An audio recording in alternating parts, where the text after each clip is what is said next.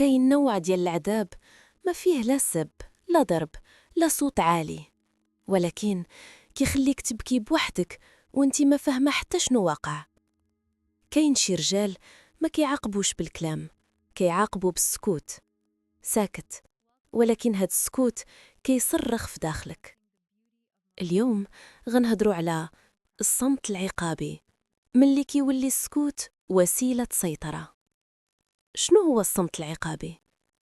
الصمت العقابي ماشي هدوء وماشي نضج وماشي احترام للمساحة. الصمت العقابي هو ملي شي واحد يختار يسكت باش يعذبك نفسانيا. هو ما كيكونش معافش يهدر، هو عارف باللي سكوتو كيقلقك، وعارف باللي غادي يخليك تقلبي على الغلط ديالك، وعارف باللي في الأخير غادي تجي تعتذري حتى إلا ما درتي والو. هاد النوع ديال الصمت ما فيهش برود، فيه نية ديال العقاب.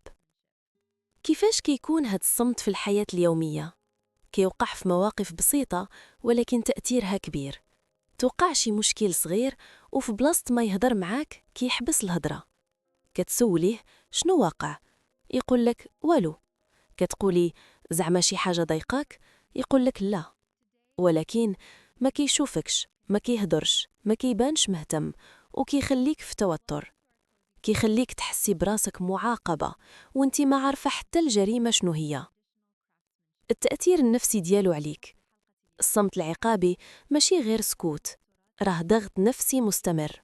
كتولي ضروري كتفكري بزاف شنو درت، كتراجعي كل كلمة قلتيها، كتولي كتخافي تغلطي، كتبدلي طريقتك باش ترضيه، وكتولي ديما انتي اللي كتبادئي بالصلح. ومع الوقت كتولي ما بقاتش كتهضري على اللي كيضايقك غير باش ما يرجعش يسكت عليك. وهنا الخطورة، كتفقدي صوتك شوية بشوية. الفرق بين راجل محتاج وقت وراجل كيستعمل الصمت كسلاح. هاد النقطة مهمة بزاف. الراجل اللي محتاج وقت يهدأ كيقول لك أنا معصب دابا، أعطيني شوية الوقت ونهضروا من بعد. كيبعد شوية ولكن كيرجع، كيهدر، كيشرح وكيحاول يحل المشكل. الراجل اللي كيستعمل الصمت كسلاح ما كيشرح والو، كيسكت بلا سبب واضح، كيخليك في الغموض، كيبان عادي مع الناس وبارد غير معاك، وكيستنى حتى انتي اللي تجي مكسورة تعتذري. الأول محتاج راحة، الثاني محتاج السيطرة. علاش بعض الرجال كيديروا هاد الأسلوب؟ حيت الصمت العقابي كيخدمهم في 3 حوايج. 1 كيخليك انتي اللي كتجري وراه. 2 كيخليك تحسي بالذنب حتى إلا هو الغلط. 3 كيحس براسو مسيطر بلا ما يبان ظالم. هو ما كيصرخش ولكن كيدير حرب باردة داخل العلاقة. الصمت العقابي ماشي حب. بعض النساء كيقولوا راه غير هادئ، راه طباعه هكا، راه ما كيعرفش يعبر. ولكن خصنا نفرقوا. اللي ما كيعرفش يعبر كيحاول يتعلم، اللي كيستعمل الصمت كسلاح ما باغيش يتعلم، حيت هاد الأسلوب كيخدمه. الحب فيه أمان، ما فيهش خوف من السكوت. رسالة ليك، إلا شي واحد كيستعمل السكوت باش يوجعك راه ماشي هادئ، راه كيعاقبك. وإلا وليتي كتخافي تعبري غير باش ما يسكتش عليك راه العلاقة ولات سجن نفسي.